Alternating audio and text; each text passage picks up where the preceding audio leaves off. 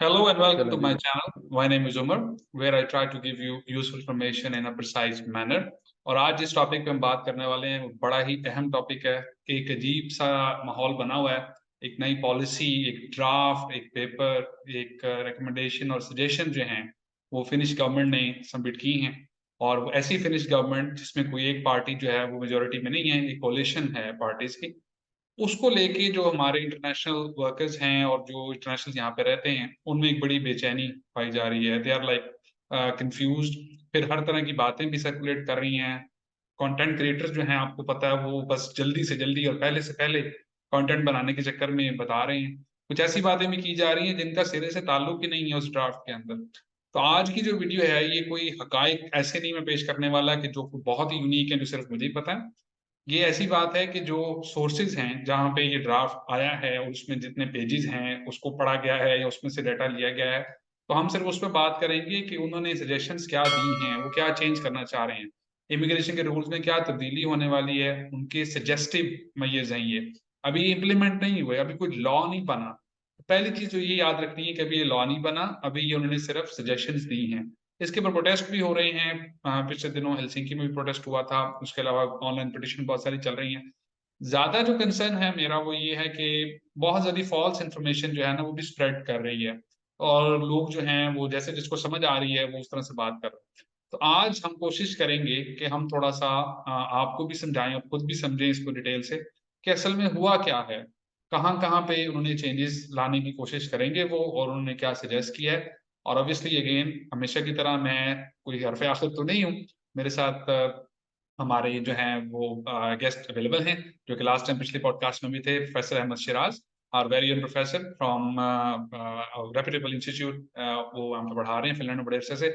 उनसे भी मैंने रिक्वेस्ट की थी कि वो भी जरा इसको स्टडी कर लें डिटेल से। And now we both will be giving you some insights, वो इसको पढ़ने के बाद, कि इसका ये मतलब है, ये चीज चेंज होगी, ये चीज चेंज नहीं होगी। ताकि ये जो कंफ्यूजन फैली हुई है और ये जो मसला है ना कि जी फिनलैंड में कुछ नहीं रह गया, फिनलैंड नहीं आना चाहिए, फिनलैंड लुक्रेटिव नहीं है और फॉरेनर्स के साथ तो बहुत ज्यादती होने वाली है, इन कुछ सवालों के हमें जवाब मिल सके। तो ये एक डिस्क्लेमर मैं दोबारा दे रहा हूँ, ये कोई फैक्ट फाइंडिंग इन्फॉर्मेशन नहीं है। जो ड्राफ्ट उन्हें सबमिट कराया है उसको डिटेल से स्टडी करने के बाद उसको एक्सप्लेन करेंगे ताकि आप लोगों को बेहतर समझ आ सके। और उसमें कुछ पॉइंट्स में तो कोई कंसर्न है ही नहीं इमिग्रेंट्स का, वो जनरली उनका है।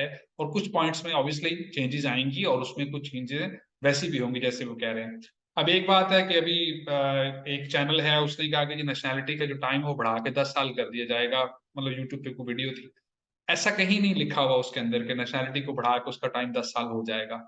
मतलब उसका सिरे से ताल्लुक ही कोई नहीं है इस चीज से। अल्लाह जाने उन्होंने वो कहाँ से देखा है, God knows from where he take that information.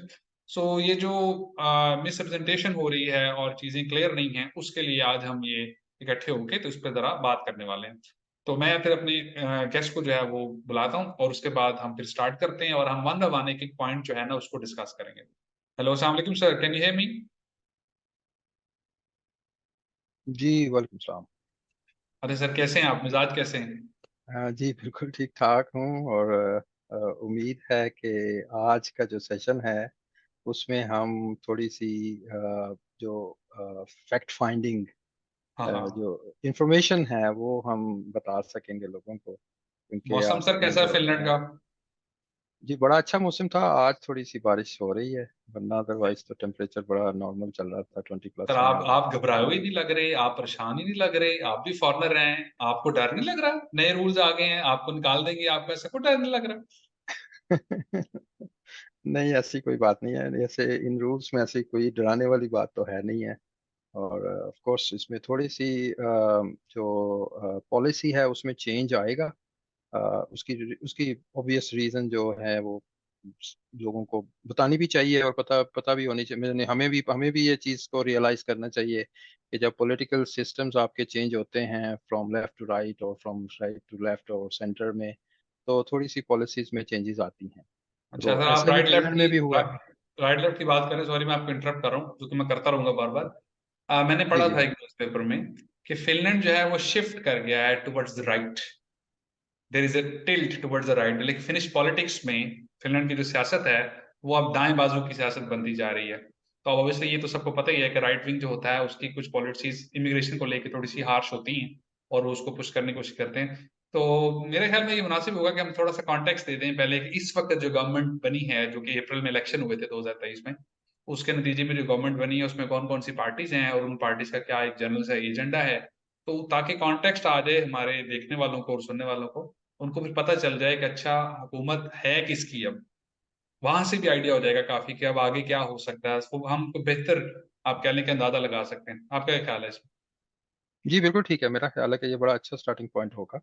और हम्म। ऑब्वियसली हमारे लिसनर्स को और व्यूअर्स को पता होना चाहिए कि जब राइट विंग की तरफ शिफ्ट आती है तो ज़्यादा जो फंडामेंटलिस्ट होते हैं वो ज़्यादा उनकी उनकी ज़्यादा सुनी जाती है और उनकी ज़्यादा पॉलिसीज़ के ऊपर काम ज़्यादा होता है।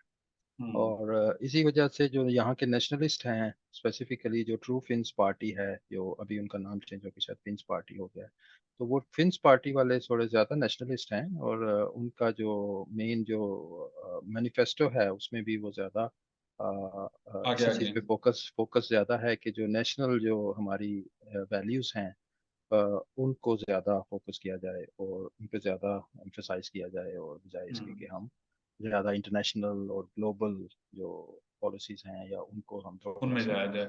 इसमें अ, सर टोटल सीट्स मुझे बताइएगा कितनी होती हैं असेंबली में? जी इनके फिनिश नेशनल जो पार्लियामेंट है इसमें 200 सीट्स हैं टोटल। ठीक है। तो ऑब्वियसली जो सिंपल मेजोरिटी के लिए आपको 101 सीट्स चाहिए होती हैं मिनिमम। 101 सीट चाहिए 101, जी और वो किसी पार्टी की भी जी नहीं आई। जी, वो किसी पार्टी की भी नहीं है। तो अभी जो करंट कोalition है, जो थोड़ी बहुत मैंने रीडिंग की थी या देखा था, उसमें मुझे तो ये समझ आ रही है कि अभी 4 पार्टीज ने मिलकर एक गवर्नमेंट बनाई है, और उन 4 पार्टीज ने कोई 11 हफ्ते बैठ के सर जोड़ के बैठे हैं। उसके बाद उन्होंने ये ड्राफ्ट जो है वो दिया है। तो अगर आप मुझे इजाजत दें तो मैं एक पिक्चर दिखाना चाहता हूँ जिससे आइडिया हो जाएगा कि जी जी पार्टी की पोजीशन जो है वो क्या है, तो हमारे जो देखने वाले हैं उनको भी पता चल जाएगा, तो उससे जरा बेहतर अंडरस्टैंडिंग हो सकेगी। ये मैं आपसे पिक्चर शेयर करता हूँ, तो उस पर फिर हम बात कर सकते हैं मजीद। ये सर आपको पिक्चर नजर आ रही है पार्टी पोजीशन की? नहीं, अभी तो नहीं आई। अब आ रही होगी। अब आ रही। अब यहाँ पे हम देख सकते हैं कि वैसे तो फिनलैंड में से ज्यादा पार्टीज हैं, लेकिन ये एक थोड़ा सा लेजेंड मैंने बनाया है, जिसमें सबसे पहले लेफ्ट के ऊपर नेशनल कोलिशन पार्टी एनसीपी, और उसके जो हेड हैं उनका नाम मैंने लिखा हुआ है पेत्तरी ऑर्पो। इनको 48 सीट्स मिली हैं, 48। और जो ग्रीन कलर का एरो है अपवर्ड, वो रिप्रेजेंट करता है कि इन्होंने ज्यादा सीटें जीती हैं कंपेयर टू प्रीवियस इलेक्शन। इस इलेक्शन में इनका जो नंबर है सीट्स का वो बड़ा है।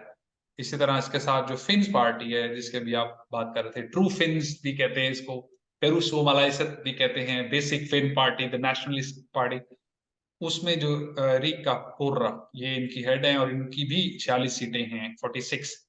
इनका भी अपवर्ड ट्रेंड है। यही वजह है कि लोग कह रहे हैं कि राइट विंग की तरफ ज्यादा झुकाव है, क्योंकि पिछले इलेक्शन में इनको इतनी सीटें नहीं मिली थी। तो I think so she receive like 5 से 6 ज्यादा सीटें इनकी आई हैं इस दफा। अच्छा, our own favourite social democratic party SDP Sanna Marin, जो उनकी पार्टी जो है वो लूज की है उन्होंने सीट्स इस दफा। 43 उन्हें सीट्स मिली हैं। पिछली बार इनकी सीट्स ज्यादा थी। और इनके साथ की जो कोलिशन थी पिछली दफा, उसमें सेंटर है केस्पुस्ता, अन्निका सारिको की पार्टी, ये फॉरेन मिनिस्टर की last time, if I am not mistaken, इनकी पार्टी ने भी लूज किया है, 23 सीट्स हैं। फिर ग्रीन पार्टी भी है, जो ग्रीन एक्टिविस्ट जो हैं, हर चीज ग्रीन और सस्टेनेबिलिटी को बड़ा जोर है फिनलैंड में, हमारे आप वही सालों, इन्होंने भी लूज किया है, 13 सीट्स हैं इनकी। इनके साथ लेफ्ट अलायंस था, उनकी 11 सीट है, ली एंडरसन जिसकी हेड है, उन्होंने भी लूज किया है, रेड आप देख सकते हैं यारो। अच्छा, अब ये 2 पार्टीज हैं जो कि आप कह लें कि वो गेम चेंजिंग वाली बात है गवर्नमेंट बनाने के लिए। यहाँ अगर आप मुझे अलाउ करें तो थोड़ा सा मैं पाकिस्तान से रिलेट कर दूं। वो होती है ना एक दो पार्टी जिनकी 5-5 सीटें होती है लेकिन गवर्नमेंट नहीं बनती उनके बगैर। तो जी इन दोनों का वही रोल है। ये काफली क्या हमारी इस टाइम स्वीडिश पीपल पार्टी जो है वो जिधर जाएगी गवर्नमेंट बन जाएगी। तो स्वीडिश पीपल पार्टी ने 9 सीट्स ली हैं, और अन्ना माया हेनरिक्सन इनकी जो हेड हैं, और इसके बाद ये क्रिश्चियन डेमोक्रेट्स जो हैं, इन्होंने भी 5 सीट ली हैं। ये इतनी इतनी चेंजेस नहीं आई, इनकी वही सीट्स हैं जो इनकी लास्ट टाइम थी। मतलब ऐसा नहीं है कि इनकी सीट्स बढ़ी है कम हुई हैं, बट अगेन लास्ट टाइम ये गवर्नमेंट का हिस्सा नहीं थे। अब ये जो कोalition बनी है अब ये उसका हिस्सा है। तो ये एक पार्टी पोजीशन हमें मिल गई, इससे जरा व्यूअर्स को थोड़ी समझ आ जाएगी कि अच्छा अब वो कह रहा है कि अगर हम कह रहे हैं कि राइट पे टिल्ट हो रहा है तो क्यों हो रहा है, और प्रो इमिग्रेंट या जो सोशल डेमोक्रेट पार्टी थी वो थोड़ा सा डिक्लाइन की तरफ क्यों जा रही है। अब मैं जी, वापस आता हूँ ये स्क्रीन पे। एक चीज मैं आपको भी ये जी आपके जी व्यूअर्स के लिए बड़ा इंटरेस्टिंग होगा कि आप ये देखें कि आपने इधर 8 पार्टीज जो हैं उनके इनकी जो हेड्स हैं उनके उनकी आपने फोटोज भी लगाई हैं, और आप नोट जी। करें कि इसमें से 8 में से 7 पार्टीज की हेड जो हैं वो वो फीमेल्स हैं, खवातीन है, वो खवातीन। खवातीन हैं। तो इससे भी एक चीज आपको थोड़ी सी अंडरस्टैंडिंग में आपको नजर आएगी कि ये चीज के फिनलैंड के अंदर खवातीन का जो रोल है पॉलिटिक्स में वो कितना इम्पोर्टेंट है, कितना इंपॉर्टेंट है, कितना ये भी बात इम्पोर्टेंट है। है। और और अगरचे के जो सबसे बड़ी पार्टी है नेशनल कोalition पार्टी, उसका हेड एक मर्द है, पैतरी औरफो। अदरवाइज और जितनी भी दूसरी पार्टीज हैं वो सब की सब खवातीन लीड कर रही हैं उनमें। तो सर अभी जो मेजोरिटी की बात कर रहे थे, तो पैतरी ऑर्को की जो पार्टी एनसीपी और ट्रू फिन्स पार्टी, ये दोनों अगर मिल जाती हैं, जो कि मिल गई थी, तो इनकी सीट्स बन गई। और उसके बाद 6-7 सीट इनकी कम थी, तो वो स्वीडिश पार्टी और क्रिश्चियन डेमोक्रेट, तो ये सब 4 पार्टियां मिलकर इस टाइम इनका जो है वो अलायंस है, और कोलिशन गवर्नमेंट इनकी बन गई है। और जो भी हमें रेड में नजर आ रही है, ये सब अपोजिशन में चली गई है। एम आई राइट सर? जी बिल्कुल ऐसा ही है। चलिए अब सर वापस आते हैं। और वापस आके अब थोड़ा सा हम ये देख लेते हैं कि इन जो पार्टीज हैं, इनका एक जनरल आप कह लें कि आउटलुक होती है, एक पॉलिसी होती है, वो किस तरफ है। मैंने उस पे 1-2 पॉइंट्स हैं, वो मैं आपको बता देता हूँ, मैंने लिख के रखे थे स्पेशल। ऑब्वियसली मैं बहुत ज्यादा तो पॉलिटिक्स को फॉलो नहीं करता, लेकिन जो नेशनल कोलिशन है, ये बात करती है फ्रीडम की, रिस्पॉन्सिबिलिटी की, डेमोक्रेसी एंड इक्वल अपॉर्चुनिटी। इसको हम राइट विंग तो नहीं कह सकते जो एनसीपी है, इसको हम लेफ्ट भी नहीं कह सकते। ये kind of centre. Centre, centre ही है। और इसका दूसरा नाम जो हम कोकोमुस हम कहते हैं, वो है। दूसरी वाली ज्यादा इंपॉर्टेंट है, जिसका बड़ा रोल इस दफा बढ़ रहा है, जो कि शायद आप ये भी जिक्र कर रहे थे, इतनी पुरानी भी नहीं है, ये ट्रू फिन्स पार्टी। ये हार्ड लाइनर्स हैं थोड़े से, और इनका जो स्टांस है इमिग्रेशन को लेके और फॉरनर्स को लेके और मेरे जैसी शक्ल वाले बंदों को लेके, वो थोड़ा सा सख्त है। तो ये फार राइट है। ये एक नया इंग्रेडिएंट ऐड हो गया है। अगर आप करी बना रहे हैं, तो ये एक्स्ट्रा मिर्च जो आई है ना उसमें, वो ये वाली आई है। ये हमें याद नहीं थी। उसके अलावा नेशनलिस्ट हैं, कंजर्वेटिव हैं, और ये अपोज करते हैं इमिग्रेशन को, और खुल्लम खुल्ला अपोज करते हैं। ये ऐसा नहीं है कि मतलब कोई देखी छुपी बात है या बिटवीन द लाइंस नहीं। ये स्ट्रेट मुझे इमिग्रेशन के खिलाफ है। अब देखें, एक पार्टी सेंटर की है और ये राइटिंग आ गया। फिर सर स्वीडिश पीपल पार्टी है। ये समझते हैं कि इमिग्रेशन जो है वो क्रूशल है और वो होनी चाहिए। उसकी वजह ये है कि ये पार्टी स्वीडिश पीपल के इंटरेस्ट को सेफगार्ड करने के लिए बनाई गई थी। वो तो खैर एक हम्म। हिस्ट्री लेसन है, वो किसी दिन और देंगे कि Finland was part of Sweden for ages and ages and ages. अब वो सेंचुरीज तक हो रहा है। तो जाहिर बात, जब फिनलैंड आजाद हो गया, तो जो फिनिश स्वीडिश लोग यहाँ पे थे, यहाँ पे भी मिक्स लोग हैं जो कि हाफ स्वीडिश हाफ फिनिश है, तो उनके इंटरेस्ट को सेफगार्ड किसने करना है, तो ये पार्टी थी। तो इनको तो इमिग्रेशन कभी भी बुरी नहीं लगी, because they themselves are immigrant now by definition. तो डेफिनेटली ये आप प्रो इमिग्रेंट है। तो ये उस सब इसी की डिस्कशन चल रही थी इनके साथ, इसलिए इतना टाइम लग गया, 11 हफ्ते लग गए। देखने वाले हमारे ये भी सोचते हैं कि जनाब फिनलैंड फिनलैंड में प्रोसेस बड़ा डिले होता है, रेजिडेंट परमिट का ऑल दैट। तो ये भी देख लें कि इन्होंने पॉलिसी भी दे रही होती है, उसको भी बहुत देर तक बैठते हैं ये, और एक दूसरे की बात सुनते हैं, टाइम लगता है। तो 11 weeks is a good time. उसके बाद ये पॉलिसी आई है। चौथे नंबर पे क्रिश्चियन डेमोक्रेट्स हैं, और इनका थोड़ा सा रिलीजियस का एलिमेंट ज्यादा है, as you can see from the name.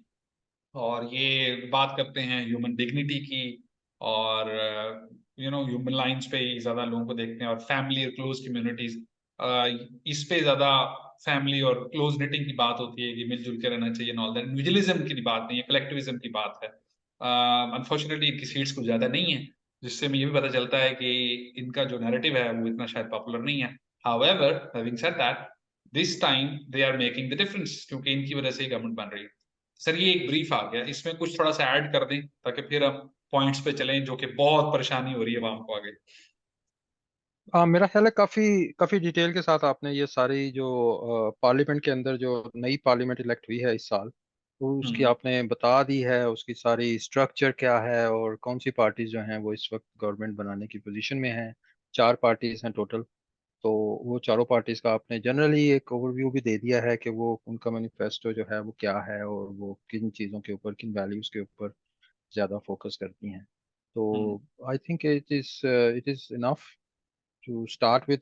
और अभी हम चलते हैं कि उस ड्राफ्ट की तरफ चलते हैं। बेसिकली उस ड्राफ्ट की तरफ जो 72 पेजेस का ड्राफ्ट था, और उसमें से वो जो 10 पेजेस थे जो इमिग्रेशन के ऊपर थे, कि अच्छा। उनके ऊपर उन्होंने मुख्तलिफ चीज़ों के बारे में जो बातें जो डिस्कस किए हैं, और उनके दरमियान कंसेंसस पाया गया कि हम जब गवर्नमेंट स्टार्ट करेंगे फिनलैंड में, तो हम इसको, इन पॉलिसीज को हम ग्रेजुअली आज और उसको इम्प्लीमेंट करेंगे। ओके सर, यहाँ एक क्वेश्चन है मेरा। कंसेंसस एज यू सेड, तो इसमें अगर इनके आपस में कंसर्न थे, जैसे स्वीडिश पार्टी का कंसर्न है दे आर प्रो इमिग्रेंट, और प्रो फिन्स पार्टी वो थोड़ी एंटी इमिग्रेंट है, so do you think so they come to common ground, उन्होंने एक दूसरे को राजी कर लिया उस चीज पे, कुछ गिव एंड टेक जी, करके? मेरा ख्याल है कि कुछ ले एंड दे, कुछ ले, वो क्या कहते हैं, ले और इस लेना और हाथ ले देना उस तो हाथ हुआ ले। है, उस हाथ दे उस हाथ ले, इस किस्म की कुछ चीजें हुई हैं। क्योंकि हम्म, जनरली जब स्टार्ट विद, जब ये ट्रू फिन्स थे, ये बड़े हार्श थे इमिग्रेशन को लेके। और इनकी जो ओरिजिनल जो इनकी प्रपोजल्स थी, वो इवन के ज्यादा हार्ड थी, हार्ड लाइनर थे, और वो उसको लेके जब चल रहे थे, तो वो उस वक्त तो काफी ज्यादा अनसर्टेनिटी भी थी कि अगर ये गवर्नमेंट में, अगर ये मेजॉरिटी पार्टी बन गई पार्लियामेंट में, तो प्राइम मिनिस्टर भी इन्हीं का होगा, तो डेफिनेटली फिर ज्यादा मुश्किल हो जाएगी इमिग्रेंट्स के लिए। लेकिन 48 सीट्स लेके जो नेशनल कोलिशन पार्टी है वो आगे आ गई है। तो इस तरह, लेकिन उन्होंने फिर क्या किया, ये 11 हफ्ते जो लगे इस चीज को, तो वो इन्होंने इस चीज के ऊपर काफी सारी डिस्कशंस की होंगी। ट्रू फिन्स को भी कुछ थोड़ा बहुत वो अपनी कुछ प्रपोजल्स को वापस लेना पड़ा होगा, और कुछ स्वीडिश पीपल्स पार्टी या दूसरे जो क्रिश्चियन डेमोक्रेट्स हैं उनकी प्रपोजल्स को भी इसमें देखा गया होगा। तो ये अब जो एक ड्राफ्ट बना है, ये एक कह लें कि एक कंसेंसस बेस्ड ड्राफ्ट है, कंसेंसस जिसके इंक्लूसिव है, इसमें जिसके सबकी ऊपर राय शामिल इंक्लूसिव है। है, इसमें सबकी राय शामिल है। अब ये है कि रूल ये होता है कि जब आप एक ड्राफ्ट टेबल हो जाता है, तो फिर जब गवर्नमेंट बनती है, तो वो फिर आपको उस ड्राफ्ट के ऊपर ही चलना पड़ता है। अगर आप उससे इससे आप थोड़ा, अगर आप इख्तलाफ करेंगे लेटर ऑन, तो फिर आपको दोबारा वो कोलेशन का जो पार्टनरशिप है, एग्रीमेंट है जो हुआ है इनके दरमियान, उसको उनको रिवाइज करना पड़ेगा। ओके, लेकिन सर जो प्रोटेस्ट अभी रिसेंटली हो रहे हैं इस ड्राफ्ट के बाद, जो कि अभी ड्राफ्ट है, ये कोई लॉ नहीं बना, इसके ऊपर भी बात होनी है, पार्लियामेंट में आना है ये। आई एम नॉट श्योर, अभी कंफर्म न्यूज नहीं है मेरे पास, लेकिन मुझे इतने पता चला है कि एक आधा मिनिस्टर जो प्रपोज था उसका कोई रेजिग्नेशन भी आया है, और काफी उस पे जो है वो ले दे हो रही है, और इमिग्रेंट्स बड़ा स्ट्रांग एक सेंटिमेंट जो है ना वो दिखा रहे हैं इस चीज को लेके। आई हैव रेड पोस्टर, काफी पोस्टर्स थे, एक मुझे बड़ा पसंद आया था उसमें से। उसमें एक इमिग्रेंट है, उसने पोस्टर प्ले कार्ड उठाया हुआ है, मैं कोशिश करूंगा मैं यहाँ लगा भी दूं व्यूअर्स के लिए। वो कहता है कि जी मैं 1/3 अपना पे करता हूँ टैक्सेस में। इसलिए करता हूँ मैं 1/3, क्या आप मुझे ऐसे ट्रीट करें? ऑब्वियसली जो लोग फिनलैंड में रह रहे हैं they are part of the system, मैं आप हम सब वी पे ह्यूज अमाउंट ऑफ टैक्स। जितना हम टैक्स पे करते हैं उतना हम सिर्फ पाकिस्तान में लोगों को बता ही देंगे सैलरी में जितना टैक्स जाता है, वो वैसे ही फिनलैंड आए कभी वो आती जी। छोड़ दे। तो ये भी बात है। हाँ। अच्छा सर, अब ड्राफ्ट्स के पॉइंट्स पे आते हैं। अब काफी चीजें हैं उसमें, कुछ चीजें तो कोई इतना ज्यादा चेंज उनमें नहीं है, मतलब वो रूटीन की बात है, वो इतना हमें भी उस पर इतना परेशान होने की जरूरत नहीं है। कुछ पॉइंट्स हैं जिसमें है, तो मेरा ख्याल में कि जिनमें ज्यादा कुछ चीजें चेंजेस नहीं है उनको हम गो थ्रू कर लेते हैं क्विकली, और जहां पे कुछ इम्पैक्ट आएगा ज्यादा और जो हमारे लिए कंसर्न है पॉइंट, उस पर फिर हम डिटेल में बात कर लेते हैं। तो आपको क्या लगता है कि कौन से पॉइंट्स हैं जो कि बस फॉर्मेलिटी के लिए हैं और उसमें कोई इतना परेशानी की बात नहीं है? मेरा ख्याल है कि जो स्टडी रिलेटेड जो रेजिडेंट्स है यहाँ पे फिनलैंड में, जो स्टूडेंट्स आते हैं यहाँ पे पढ़ने के लिए, एज सच उनके लिए कोई इमिग्रेशन से रिलेटेड कोई यानी इस ड्राफ्ट में कोई ऐसी चेंज, बहुत बड़ी चेंज नहीं है इसमें। ठीक है। सिवाय इसके कि शायद यूनिवर्सिटीज ट्यूशन फी बढ़ा दें आगे आने वाले सालों में।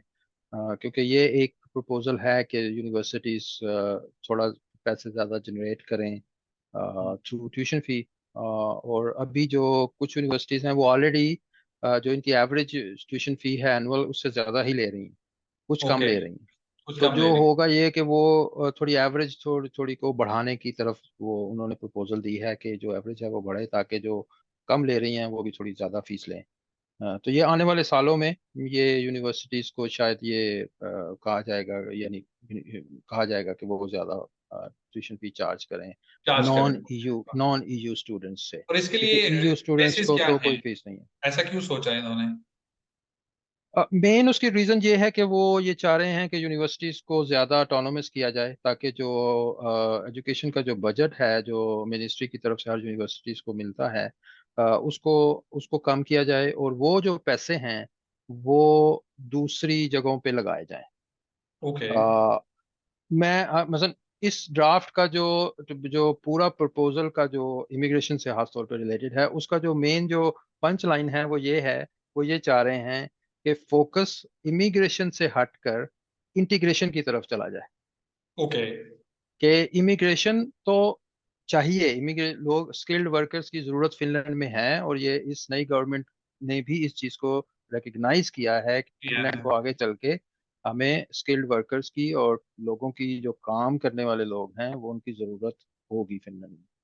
और क्योंकि इनकी एजिंग पॉपुलेशन है, इनके पास बंदे कम हैं काम करने के लिए, इनको ज्यादा लोगों की जरूरत है। तो वो तो बड़ा क्लियर है कि वो ये तो बिल्कुल नहीं चाह रहे कि इमिग्रेशन बंद कर दें हम। हम्म। इमिग्रेशन होगी, लेकिन वो ज्यादा इमिग्रेशन का जो फोकस है वो ये है कि जो लोग यहाँ पे इमिग्रेट होके आते हैं उनको ज्यादा इंटीग्रेशन सपोर्ट ज्यादा दी जाए, ओके। ताकि वो सोसाइटी में इंटीग्रेट ज्यादा करें, यहाँ पे रहें और काम करें, और काम करने के बाद वो एक प्रोडक्टिव पार्ट बने सोसाइटी का। इसमें से पिछले साल के फिगर्स है मेरे पास, इफ यू अलाउ मी, के लास्ट ईयर जो कोई 13,000 स्टूडेंट्स आए हैं आउटसाइड ईयू, यूरोप से, बाहर से। और उनमें से 10,000 स्टूडेंट्स ऐसे हैं जो कि फी पे कर रहे हैं। तो ऑब्वियसली एक हेल्दी नंबर है। अगर आप छोटा छोटा हिसाब भी कर लें, मोटा मोटा हिसाब जिसे कहते हैं, पर स्टूडेंट लगा लें, क्या फीस है एवरेज, 8-10 हज़ार यूरो, 12,000 यूरो है, तो कितनी अमाउंट बन जाती है। और इनका टारगेट इन्होंने कुछ दिया है कि कितने पैसे इकट्ठे करना चाहते हैं यहीं से, फॉरेन स्टूडेंट से। वो कुछ मिलियंस में इन्होंने प्रपोज भी किया था कि कितनी अमाउंट आनी चाहिए। 83 मिलियन अप्रोक्सीमेटली। 83 मिलियन यूरोस, ठीक है जी। तो वो वहां से बेसिकली, अगर मैं गलत नहीं हूं तो एजुकेशन का एज एन इंडस्ट्री ही ले रहे हैं ये, when it comes to people coming from outside Europe.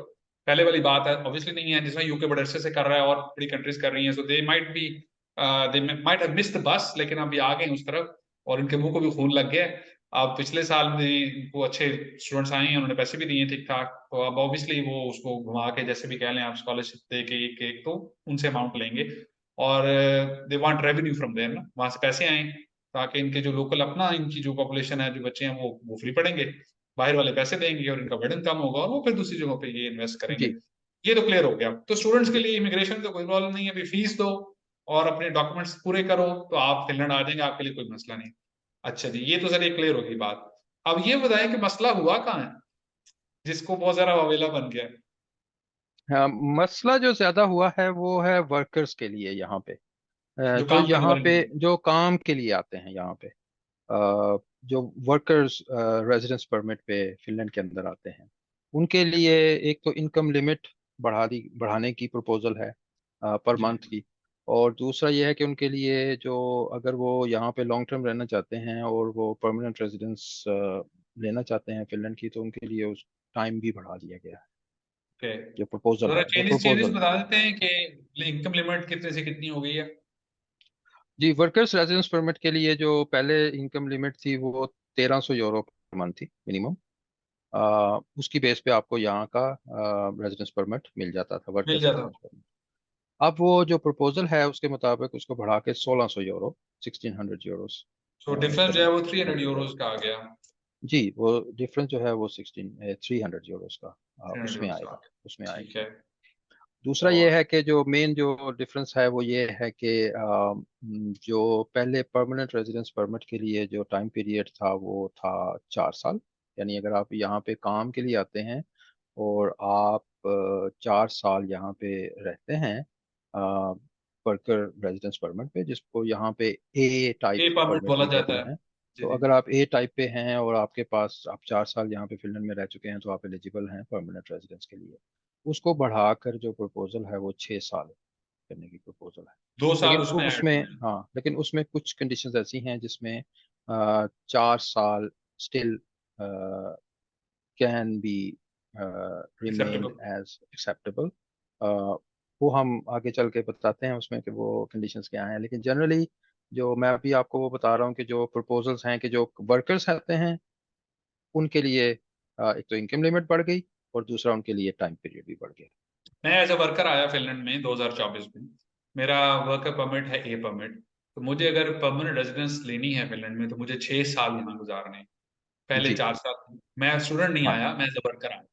तो मेरे एज लिए ए तो लॉ वर्कर चेंज। आए बिल्कुल अच्छा, तो अगर आपके मैं लिए। एक वर्कर हूँ और मैं फिनलैंड आना चाहता हूँ, मैं 2 साल से कोशिश कर रहा हूँ, तो मुझे परेशान होना चाहिए क्योंकि मेरे जी लिए तो लॉ आपको बदल जाएगी। परेशान तब होना चाहिए अगर आपकी जो सालाना इनकम है वो 40,000 यूरो से कम है। फिर आपके लिए अच्छा। फिर आपके लिए 6 years टाइम पीरियड हो जाएगा। अच्छा, मैं इसी एग्जांपल को दोबारा लेता हूँ। मैं अगर आप आईटी प्रोफेशनल बड़ा अच्छा है और मेरी एनुअल इनकम जो है वो 60,000 यूरो है। मुझे जॉब मिली है फिनलैंड में और मैंने फिनलैंड आना है 2024 में आना है। तो फिर मुझे परेशान होने की जरूरत नहीं है, मुझे जी 4 साल आपको पीआर मिल आपके जाएगी। लिए वही 4 साल का पीरियड ही रिक्वायर्ड होगा अगर आपकी इनकम 40,000 यूरो पर ईयर से ज्यादा है। ज्यादा है, ओके। सो एक इनकम की लिमिट आ गई। अगर किसी की 40,000 से अबव है तो उसके लिए कोई चेंज नहीं होगा। 40,000 से लेस जो है तो इसमें बेसिकली सर ज्यादा बड़ा चंक वो लोग आएगा जो ऑड जॉब्स कर रहे होते हैं या जो ऐसी जॉब्स कर रहे होते हैं ज्यादा वेल पेइंग नहीं है। तो वो ज्यादा स्ट्रगल करेंगे। वो मिडिल और लोअर मिडिल टाइप के जो लोग होते हैं वो ज्यादा आएंगे ना इसके अंदर। तो जो जी अच्छी जॉब पे बैठा हुआ है, ब्लू कॉलर व्हाइट कॉलर पे अच्छी जॉब पे, उसको तो कोई फर्क नहीं पड़ेगा। शायद यही वजह है जी कि नहीं। हमें फिर बड़े एग्जैक्टिव लोग नजर भी नहीं आए वो मुजाहिर मजूरों में। वहां बेचारे वो वर्किंग क्लास ही आई हुई थी। असल में जो ज्यादातर जो स्टूडेंट्स भी यहाँ पे आते हैं वो बाद में आपको पता है कि वो ज्यादातर और जॉब्स ही करते हैं। उसी की इनकम की बेस के ऊपर वो फिर अपना वीजा जो अपना रेजिडेंस परमिट है वो स्टडी से वो वर्कर्स रेजिडेंस परमिट भी कन्वर्ट कन्वर्ट करवाते कर हैं। लेते हैं। तो उनके लिए थोड़ी मुश्किल हो जाएगी क्योंकि उनके लिए उनको मुश्किल है, फिर एक तो 300 उनको यूरो की चार मुश्किल हो साल गई, हाँ 1600 हो गया और साल बढ़ गए। हाँ और उनको इसके अलावा सर क्या शर्त है? उसके अलावा ऑफ कोर्स अगर आपकी इनकम ज्यादा है जो आप हाईली स्किल्ड हैं और आप एक्सपर्ट हैं अपने फील्ड के तो आपकी सैलरीज भी ज्यादा हैं तो आपको एक तो 40,000 की आपकी वजह से आपको एडवांटेज हो जाएगा 2 साल आपको उसमें उसमें आपको छूट मिल जाएगी परमानेंट रेजिडेंस परमिट के पीरियड में। और दूसरा यह है कि आपका रेजिडेंस परमिट की जो प्रोसेसिंग टाइम है वो इनकी प्रपोजल ये है कि उसको कम करके 1 वीक कर दिया जाए। यानी ये जो तो सर, हाईली स्किल्ड ये तो वर्कर्स अच्छी हैं बात होगी ना सर, ये तो जो पॉजिटिव हाई बात। जी तो वो ये पॉजिटिव बात है यानी बेसिकली वो मैंने आपको बताया ना कि जो हाईली स्किल्ड लोग हैं और जो एक्सपर्ट्स हैं अपनी फील्ड के उनके लिए थोड़े से एडवांटेजेस हैं बेसिकली एडवांटेज है, जो उनके दिए लिए गए हैं। आसानियां पैदा की जा रही उनके हैं लिए सर। आसानियां दे की जा रही हैं और वो लोग जो यहाँ पे लो पेइंग जॉब्स पे हैं और उनके लिए थोड़ी मुश्किल ज्यादा है। ओके। सो सेगमेंटेड किस्म की वो सजेशंस आ रही हैं, ठीक है।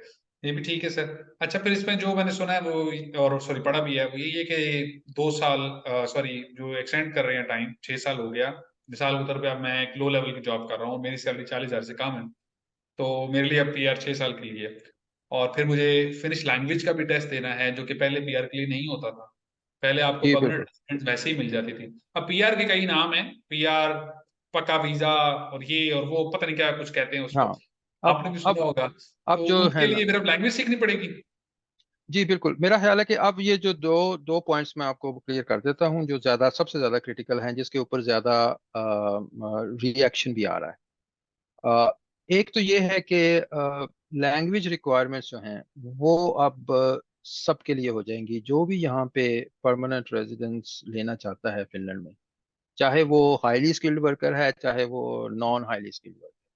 ओके। तो प्रपोजल ये है कि उनको जब भी परमानेंट रेजिडेंस के लिए वो अप्लाई करेंगे तो उनको उससे पहले एक लैंग्वेज का टेस्ट देना पड़ेगा वो पास करना पड़ेगा वो फिनिश पास करना लैंग्वेज पड़ेगा, फिनिश या सही है। स्वीडिश जो ओके।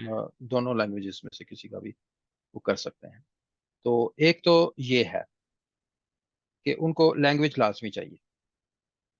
दूसरा ये है जो क्रिटिकल पॉइंट वो ये है कि रेजिडेंस परमानेंट रेजिडेंस परमिट के लिए जो जॉब रिक्वायरमेंट है वो उसमें ये भी बात कही गई है कि आपके पास कंसेक्यूटिव 2 years हम्म। मुसलसल 2 साल का आपके पास एक्सपीरियंस होना चाहिए। और at the time of your application जब आप हम्म। एप्लीकेशन दें परमानेंट रेजिडेंस के लिए आप ऑन जॉब होने चाहिए उस वक्त। अच्छा, आप जॉबलेस नहीं हो सकते, यू शुड बी नहीं ऑन द जॉबलेस जॉब। नहीं हो सकते आपका इन जो लास्ट 2 years हैं जिसमें आप अप्लाई कर रहे हैं जब जिस वक्त आप अप्लाई कर रहे हैं तो आप पिछले 2 साल से आप ऑन जॉब हो। और अच्छा, 2 साल का वो, इसके ठीक है, अंदर मेंटेनेंस थोड़ी होनी थोड़ी चाहिए। एक्सेप्शंस उन्होंने उसमें लिखी हैं कि आप जो हैं वो इसमें लॉन्ग टर्म अनएम्प्लॉयमेंट नहीं होनी चाहिए उसमें गैप नहीं होना चाहिए ज्यादा। ओके।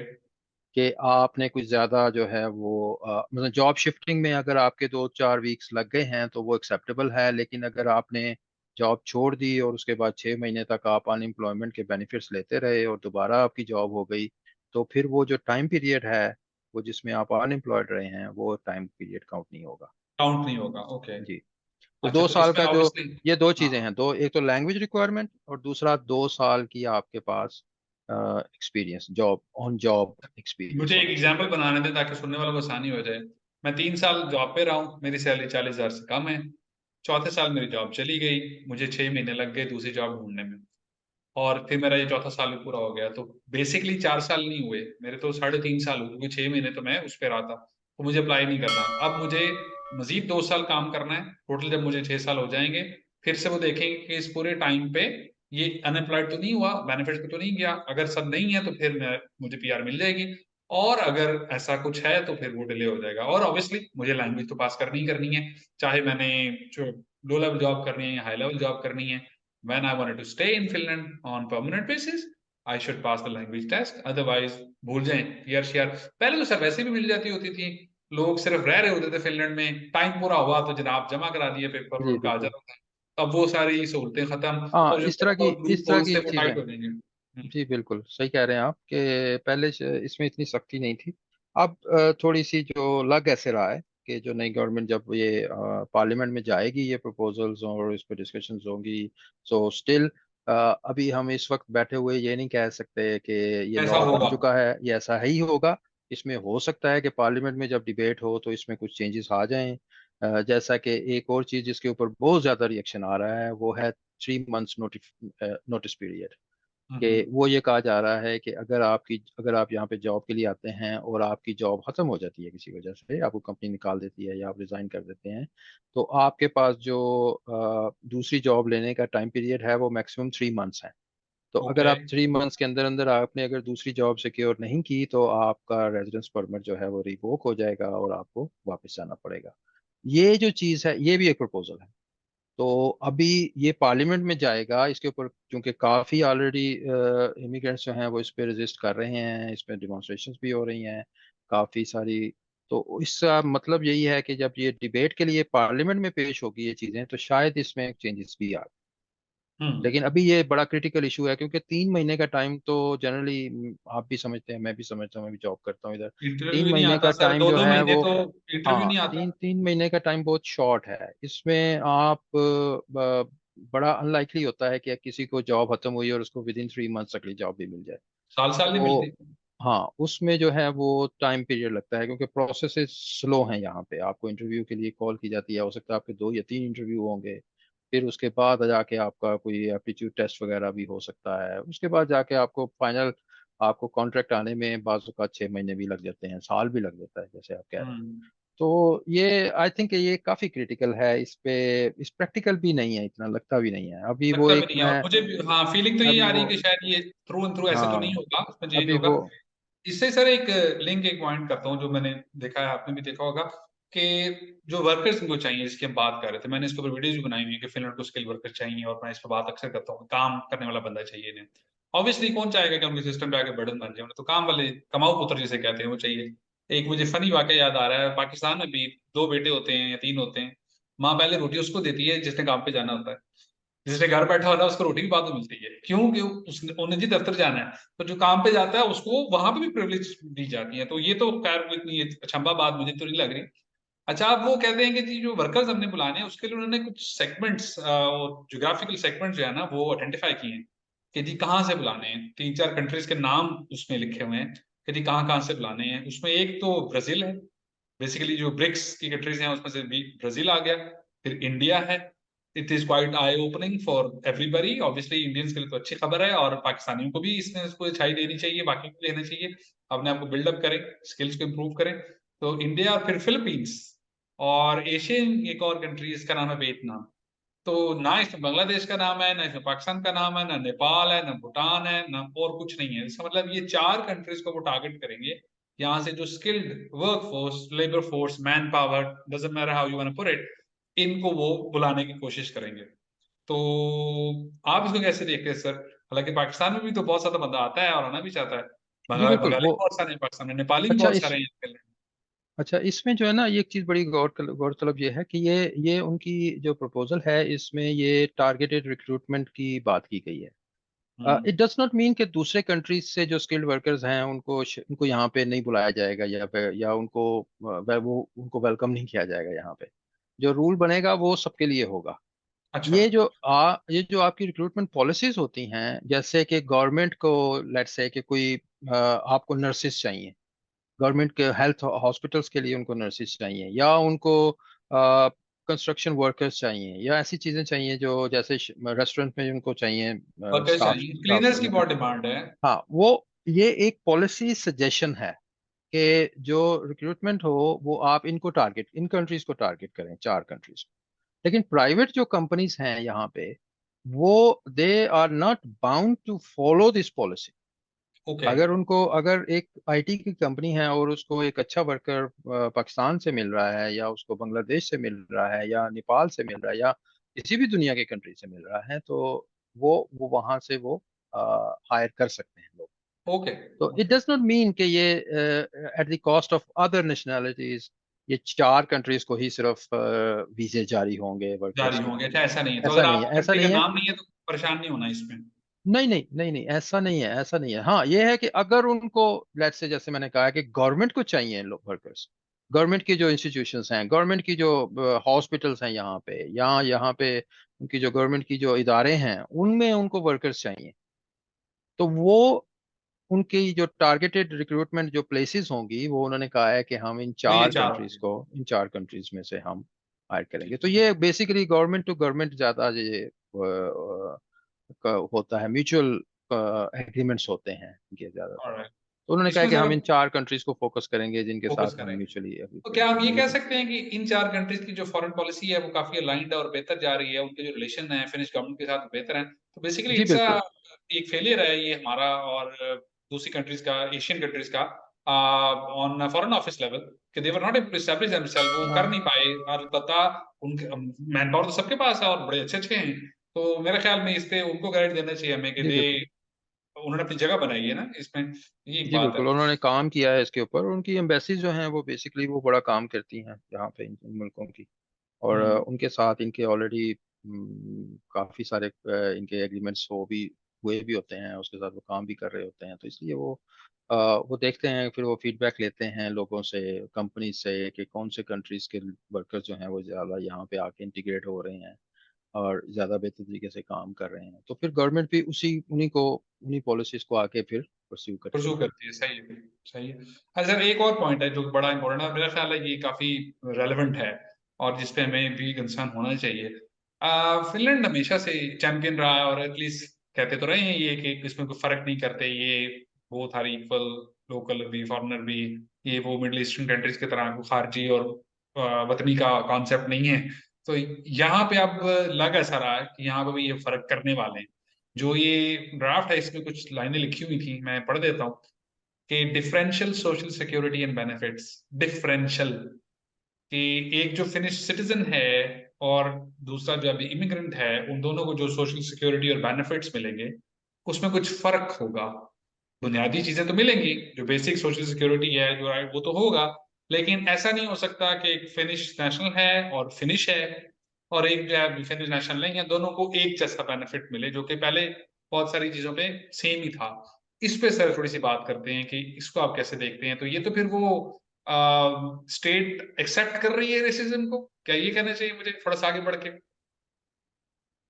नहीं, मेरा नहीं ख्याल कि ऐसा कहना मुनासिब है कि रेसिज्म को एक्सेप्ट कर रही है या उसको प्रमोट कर रही है। बेसिकली जो बाय लॉ जो है, ये इनके कॉन्स्टिट्यूशन में है, हम्म। जिसको ये चेंज नहीं कर पाएंगे। अगर ये चाहेंगे हम्म। भी तो चेंज नहीं कर पाएंगे। क्योंकि मेजोरिटी कॉन्स्टिट्यूशन के नहीं। मुताबिक जो भी शख्स फिनलैंड के अंदर रेजिडेंट है, परमानेंट रेजिडेंट है, उसके वही राइट्स होंगे जो कि एक नेशनल के हैं। ओके। वही सपोर्ट उसको मिलती है, वही सपोर्ट उसको, बेनिफिट्स भी उसको मिलेंगे जो एक नेशनल को मिलते हैं, क्योंकि वो भी टैक्स पेइंग है, और जो टैक्स पेयर है, और दूसरा जो नेशनल है वो भी है। तो इसलिए यानी मीन्स के नेशनल्स और परमानेंट रेजिडेंट्स के जो राइट्स हैं वो सेम है। ये कॉन्स्टिट्यूशन में आएगा। और बाय कॉन्स्टिट्यूशन। कॉन्स्टिट्यूशन जो है आपकी हेल्थ और एजुकेशन जो है वो रिस्पॉन्सिबिलिटी है स्टेट की। हर शख्स को जो फिनलैंड के अंदर रेजिडेंट है और नेशनल है उसको उसकी फ्री हेल्थ और फ्री एजुकेशन देना ये स्टेट की रिस्पॉन्सिबिलिटी है। ये कॉन्स्टिट्यूशन में लिखा है, इसको चेंज नहीं किया जा सकता। इसलिए उन्होंने, लेकिन उन्होंने इसको इसको हैंडल करने का तरीका ये निकाला है। उन्होंने कहा है कि हम जो इमिग्रेंट्स होंगे जो अभी परमानेंट रेजिडेंट नहीं है, क्योंकि परमानेंट रेजिडेंट और नेशनल्स तो सेम हो गए, उनके ऊपर तो कुछ नहीं हो सकता। लेकिन जो यहाँ पे आता है जो रेजिडेंट है, जैसे उसके पास वर्कर वीजा है, ए टाइप वीजा है जिसको हम कंटिन्यूस रेजिडेंस परमिट कहते हैं, उसके लिए सपोर्ट का जो सिस्टम होगा वो कह रहे हैं कि हम उसको डिफरेंशिएट कर देंगे दूसरे लोगों से जो परमानेंट रेजिडेंट और नेशनल्स हैं।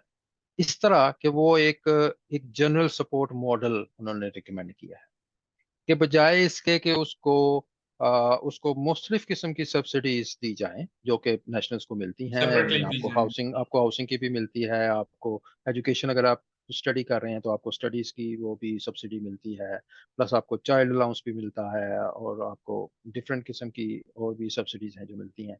उन्होंने कहा है कि जो इमिग्रेंट्स को, जो वर्कर्स हैं, वो उनके लिए प्रपोजल ये है कि एक जनरल सपोर्ट मॉडल उनके लिए बनाया जाए, कि उनको सारी सब्सिडीज को कंबाइन करके एक बिग एक सब्सिडी बना दी जाए उनके लिए। और उसको उन्होंने नाम दिया है कि इंटीग्रेशन सपोर्ट और जनरल सपोर्ट। ओके। कि अगर कोई बंदा इधर आता है, लेट्स से कि वो आके काम कर रहा है और फिर किसी वजह से वो अनएम्प्लॉयड हो गया, तो जब वो अनएम्प्लॉयड हो जाता है तो बजाय इसके कि वो सारी की सारी सब्सिडीज के लिए एलिजिबल हो जाए और उसको देनी पड़े हमें स्टेट को, वो बजाय इसके कि वो कहते हैं जी कि आप इसके ऊपर हमें बताएं कि आपके टोटल, आप यानी आप कितने साल इधर रहे हैं, आपने कितने साल टैक्स पे किया है, हम उसके मुताबिक आपको एक लमसम अमाउंट महीने की आपको सपोर्ट दे देंगे, इनकम सपोर्ट, ओके। जब तक कि आपकी जॉब नहीं होती। ओके, सो बेसिकली वो आपकी जो कंट्रीब्यूशंस आपने की हैं सिस्टम में, उसको कंसिडर करते हुए वो आपका एक सपोर्ट वो की आपको अमाउंट रहेगी। वो आपको एक पर्टिकुलर अमाउंट के लिए, एक पर्टिकुलर पीरियड के लिए वो आपको वो जनरल सपोर्ट बट समहाउ देंगे। मुझे इससे कोई अच्छी फीलिंग नहीं आ रही पर्सनली, जी क्योंकि बिल्कुल, हाँ। कह डिफरेंशियल तो सकते हो हैं कि गया ना। ये कोई डिफरेंशियल तो हैं, ऑफ कोर्स हैं। लेकिन बस वो ये चाह रहे हैं कि जो लोग वो बात है कि वो इंटीग्रेशन की तरफ ज्यादा फोकस है, कि हाँ, वो कि ये यहाँ चाह तो रहे आप हैं कि बिल्कुल लोग जहाँ हमारी पे मर्जी आए। के मुताबिक यहाँ पे रहें, एडजस्ट हो जाए, नहीं होना नहीं होना, हाँ, तो फिर हम माहौल ऐसा बना दें कि आहिस्ता आहिस्ता आप यहाँ से जाते बने। एग्जैक्टली वो उन लोगों को बेसिकली, ये उन लोगों को डिस्करेज करेगी बातें जो ये यहाँ पे आते हैं और आके इधर बड़ी लॉन्ग टर्म अनएम्प्लॉयमेंट पे चले जाते हैं।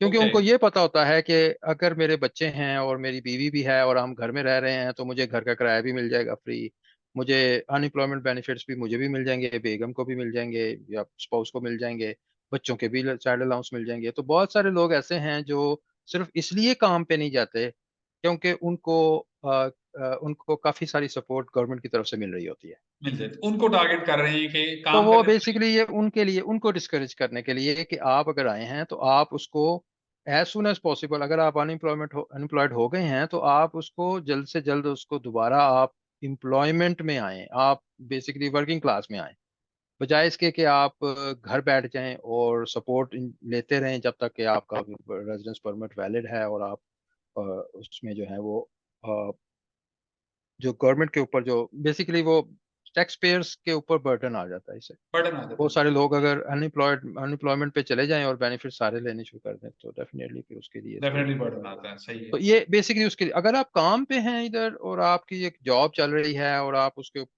मिनिमम रिक्वायरमेंट्स पूरी कर रहे हैं, then of course you don't have to worry about anything. आपको वही बेनिफिट्स मिलेंगे, आपको फ्री हेल्थ भी मिलेगी, फ्री फ्री एजुकेशन भी बच्चों को मिलेगी, बाकी भी जो बेनिफिट्स हैं वो आपको उसी तरह मिलते रहेंगे। सही, इसी से रिलेटेड एक और पॉइंट है सर, वो जो फिनलैंड का प्रॉब्लम तो है लो बर्थ रेट का, वो हम देख रहे हैं, वो एविडेंट है। Over the years birth rate जो नंबर्स हैं वो इम्प्रूव नहीं कर रहे, स्टैग्नेंट हो जाते हैं, डिक्लाइन हो जाते हैं, तो इतने ज़्यादा बच्चे पैदा नहीं हो पा रहे। अब ऑब्वियसली इमिग्रेंट जो आते हैं उनका एक माइंडसेट और होता है, उसमें रिलीजियस फैक्टर भी है, दूसरा भी है, so they are more fertile शायद, और उनकी ख्वाहिश भी होती है, so they have more kids than anybody else. तो उसके लिए प्रपोजल में बात लिखी हुई थी कि चिल्ड्रन अंडर 3 इयर्स उनको शायद कुछ ज्यादा अलाउंस मिलेगा, और जो सिंगल पेरेंट सप्लीमेंट है उसको भी बढ़ाने की बात की गई है। डिवोर्सेज यहाँ काफी होती हैं, तो फिर एक सिंगल पेरेंट होता है जो कि बच्चे की टेक केयर कर रहा होता है, तो उसको शायद कंपनसेट करना चाह रहे हैं ज्यादा, कि उसको जरा हाथ बढ़ाया जाए, उसको हेल्प की जाए ज्यादा। तो ये भी आपने गौर किया इसमें, तो ये भी एक पॉजिटिव पॉइंट मुझे लगा ये है। पॉजिटिव चीज़ है जी, बिल्कुल बिल्कुल। बच्चों वाली फैमिलीज जो हैं उनके लिए जो प्रपोजल है वो ये है कि उनकी जो सप्लीमेंट्स हैं वो बढ़ाए जाएंगे वो बढ़ाया जाए ग्रेजुअली। यस। ग्रेजुअली। सही है सर, ये तो वो पॉइंट्स हैं जो हमने डिटेल में डिस्कस कर लिए, जिस पे ज्यादा ले दे हो रही थी और बातें हो रही थी। मेरा ख्याल है इसमें कोई चीज ऐसी नहीं रहेगी। जो कोई भी उर्दू समझता है और हिंदी समझता है, और उसको ये समझ आ जानी चाहिए कि हमने क्या डिस्कस किया। और अगेन मैं एक बार फिर बता रहा हूँ, ये कोई लॉ नहीं बना, ये कोई उस तरह के फैक्ट्स नहीं है, ये एक प्रपोजल दिया है उन्होंने, वो हमने खोल के एक्सप्लेन करके आपके सामने रख दिया है। और अब आपको उसकी क्लैरिटी हो जानी चाहिए। वो बड़ा मजे का पॉइंट है कि नेशनलिटी 10 साल का टाइम हो गया है, कहाँ लिखा हुआ है? कहीं नहीं लिखा हुआ। लेकिन बस वो अल्लाह ताला आसानी करे यूट्यूबर्स के लिए, मैं यही कहूंगा कि रादर देन कि वो किसी की हेल्प करें, वो ज्यादा फस क्रिएट कर देते हैं और वो चीज ऐसे शेयर होती है। एक चीज मैंने देखी है सर, आप अच्छा काम करें और फैक्ट के साथ इन्फॉर्मेशन लेके आए, वो शेयर नहीं होगी। आप थोड़ी सी बात इधर उधर से पकड़ के सनसरी लगा के कर दें, वैसे जाती है जंगल में आग की तरह। मैं तो हैरान हो जाता हूँ मैं देख के, और फिर जब वो मेरे पास आती है ना घूम फिर के, तो फिर मुझे हंसी आती है कि यार ये बात तो ऐसे है नहीं। लेकिन आप क्या कर सकते हैं उसमें। तो खैर ये बिल्कुल। दोबारा मैंने बात कर ली। एक दो पॉइंट सर क्विकली देख लेते हैं जिनमें कोई इतना ज्यादा कंसर्न नहीं है। जैसे रेफ्यूजी कोटा का भाई रिडक्शन का नंबर है, पहले ये रेफ्यूजीज लेते थे साल में कोई 1050, आप कहते हैं उसको रिड्यूस करके 500 रेफ्यूजीज लेंगे, 500 फ्रॉम 1050 टू 500। क्या इसकी वजह ये यूक्रेनियन है, यूक्रेनियन वॉर की वजह से बहुत ज्यादा लोग ऑलरेडी आ गए हैं जो उन्होंने रेफ्यूजी कोटा कम किया है?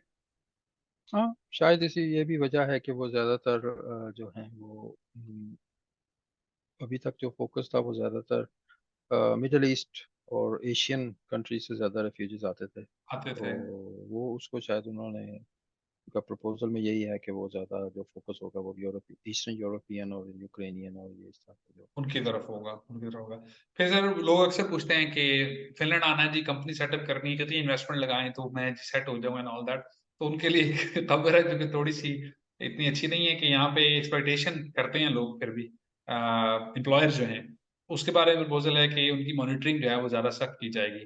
तो एम्प्लॉय एक्सप्लॉइटेशन जो है उसके ऊपर कोई हैवी पेनल्टीज की भी सजेशन है, कि अगर एम्प्लॉयर को पता चलता है कि वो जो एग्रीड रेट है वो पे नहीं करता पर आवर, या जो उसके हिस्से काम करने वाले हैं एम्प्लॉय के लिए वो नहीं करता, यहाँ उसके राइट्स को स्नब करता है, तो उसके ऊपर पेनल्टीज जो हैं वो पहले से ज्यादा या इम्पोज की जाएंगी। तो जी। Employer being an employer, it's not that easy to be an employer in Finland. उसमें काफी सारी चीजें आपको देखनी पड़ती हैं। तो ये एक पॉइंट है। फिर सर इसमें टेम्पररी इंटरनेशनल प्रोटेक्शन जो है उसकी लेंथ जो है वो कम करने का एक सजेशन दिया गया है, कि इज इट दैट जाइलम, जो कि अक्सर लोग कहते हैं जी मैंने जाइलम अप्लाई करना है, तो आ जाते हैं जी। कई तो सही होते हैं और कई बेचारे ज्यादा ही होते हैं जी, उनकी जानों को खतरा होता है। और बड़े बड़े ड्रामे हमने देखे हैं, सुने भी हैं। तो उसकी भी लेंथ इन्होंने कम कर दी है। और इलीगल लोगों के लिए भी एक प्रॉब्लम है, कि जो बंदा इलीगल है और वो फिनलैंड में आ गया है और उसको आते ही पहले सारे बेनिफिट्स मिल जाते थे, वो भी अब नहीं होगा। उसको भी जो पब्लिक सर्विसेज हैं वो एक लिमिटेड स्केल की मिलेंगी। अब आई एम नॉट श्योर कि उसकी डिटेल्स क्या हैं। ऐसा तो नहीं है कि उसका बैंक अकाउंट नहीं खुलेगा, उसका सोशल नंबर नहीं आएगा, हो सकता है ये भी हो लाइन में। लेकिन एक बंदा इलीगल है और एक बंदा लीगल है, वो दोनों सेपरेट ट्रीट होंगे। ऐसा नहीं है कि दोनों को फिर एक तरह की सर्विसेज जो है मिलेंगी। तो ये भी एक पॉजिटिव पॉइंट है एक तरह से देखा जाए, कि एक बंदा प्रॉपर चैनल से आता है सारी रिक्वायरमेंट्स पूरी करके, और एक बंदा किसी एजेंट माफिया के थ्रू कहीं से पहुंच जाता है, तो उसको फिर वो बेनिफिट्स नहीं मिलेंगे। सर ये टोटल इसमें पॉइंट्स थे जो मैंने देखे हैं। क्या कोई पॉइंट ऐसा है जो शायद हमने स्किप कर दिया हो? मेरा ख्याल है ज्यादातर पॉइंट्स तो डिस्कस कर लिए हैं। एक चीज जो मैं जरूर बात करना चाहूंगा इसके लिए वो ये है कि चूंकि आपके ज्यादा तर जो व्यूअर्स हैं वो लोग हैं जो स्टडीज के लिए आना चाहते हैं यहाँ। जी हाँ। तो उनके लिए तो मैं ये बात जरूर करना चाहूंगा कि जैसे हमने बात की कि जो परमानेंट रेजिडेंस पीरियड के लिए जो टाइम पीरियड है वो 4 साल से बढ़ा के 6 साल कर दिया जाएगा इन फ्यूचर। उसमें वो लोग नहीं आते जो जिनकी इनकम 40,000 से ज्यादा है। अ, उनको उनके लिए वो 4 साल के बाद भी परमानेंट रेजिडेंस के लिए अप्लाई कर सकते हैं, यानी हाईली पेड जो लोग हैं।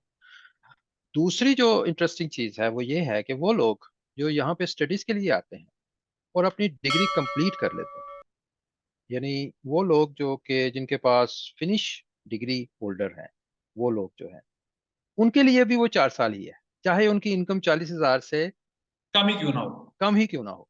ओके। तो ये सही चीज है। बड़ी इंपॉर्टेंट है व्यूअर्स को बताने के लिए कि अगर आप आते हैं यहाँ पे और आप अपनी डिग्री कंप्लीट कर लेते हैं, तो फिर आपको वो उनकी गवर्नमेंट जो है वो आपको कम पीरियड में आपको परमानेंट रेजिडेंस दे सकती है। दे सकती है, सही है, लेकिन इसमें रिक्वायरमेंट सर। वही है, हाँ, रिक्वायरमेंट वही रिक्वायरमेंट है वही है। कि लैंग्वेज आपने रिक्वायरमेंट तो है ना। लॉन्ग लैंग्वेज आपने करनी है। लैंग्वेज का। आपने और आपने 2 साल का 2 साल का पीरियड भी पूरा फिर इस करना काम है का। जॉब का। तो आप ग्रेजुएट हो गए, फिर उसके बाद आपने 2 साल आपको ने जॉब की। जैसे ही आपने 2 साल पूरे किए तो आप परमानेंट के लिए अप्लाई कर सकते सर मुझे लगता है ये उन लोगों को टारगेट करने के लिए उन्होंने ये किया है कि जो बच्चे आते तो एज ए स्टडी वीजे पे स्टूडेंट है, लेकिन फिर वो स्टडी कंटिन्यू नहीं करते, हैं। वो जी और जॉब्स बिल्कुल। करने लग जाते हैं, यूरोस कमाने लग जाते हैं, पीछे प्रॉपर्टियां बनाने लग जाते हैं। तो वो काम नहीं करते जिसके लिए वो आए होते हैं, तो वो हम्म। काफी इससे डिस्करेज होंगे। और जी उनकी बिल्कुल। हौसला शिकनी होगी इससे कि भाई आप स्टूडेंट आए हैं, पढ़ने के लिए आए हैं, तो पहले हाँ, आप वो काम तो करें ना। उसके क्योंकि बाद। डिग्री लेने से आपको आपको वो जो एडवांटेज है आपका टाइम पीरियड का, वो आप नहीं ले पाएंगे अगर आप नहीं ले पाएंगे। अगर आप डिग्री नहीं करेंगे तो।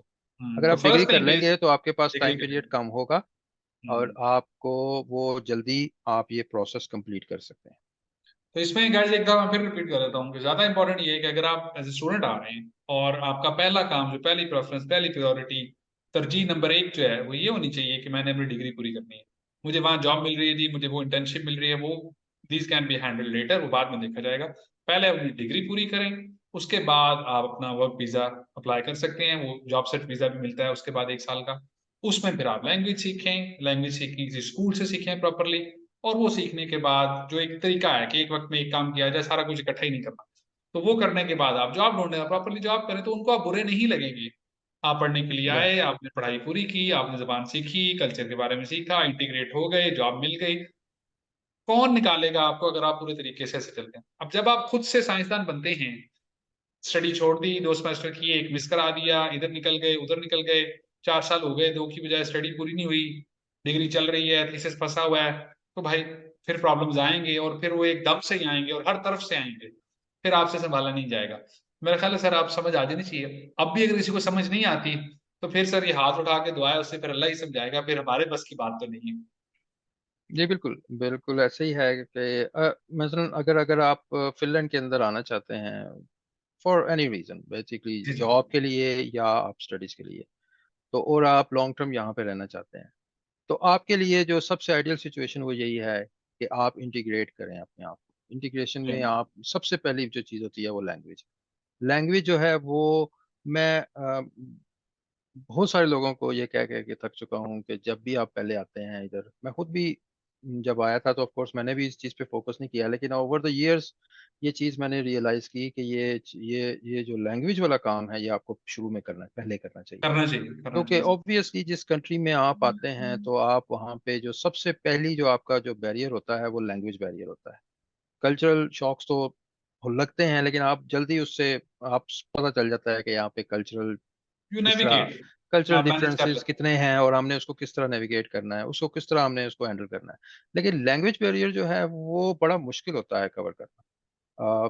तो इसलिए लैंग्वेज सीखना और इंटीग्रेशन की तरफ जाना, ये अगर आप इसके ऊपर फोकस रखेंगे, चाहे आप लॉन्ग टर्म के लिए जाना चाहते हैं, तो आपके लिए कोई प्रॉब्लम नहीं है। आप यहाँ पे आएं, आप पढ़ें, आप काम करें, साथ साथ लैंग्वेज सीखें। आपको अल्टीमेटली आपको वो परमानेंट रेजिडेंस भी मिल जाएगी और नेशनलिटी भी मिल जाएगी यहाँ हैं, की। मिल जाएगी, हाँ ऐसे ही मिल ऐसे जाएगी ही। अगर आप थ्रू प्रॉपर चैनल सारे काम करते जाएंगे तो आपको कोई प्रॉब्लम कोई टेंशन वाली बात नहीं है। हाँ, पहले जो था वो टाइम पीरियड कम था। अब उन्होंने जैसे नेशनैलिटी के लिए भी जो प्रपोजल है सिटीजनशिप के लिए, वो करंटली इट्स 5 इयर्स। तो अगर आप 5 years on a continuous residence permit आप अगर फिनलैंड में रहे हैं ए टाइप वीजे पे और आपने लैंग्वेज टेस्ट पास कर लिया है, तो वो आप एलिजिबल हैं सिटीजनशिप के लिए। आप अप्लाई कर सकते हैं 5 साल ऑलराइट। अभी करंटली। इसकी जो प्रपोजल वो ये है कि वो इसको टाइम पीरियड को बढ़ा के 8 साल करने की प्रपोजल है।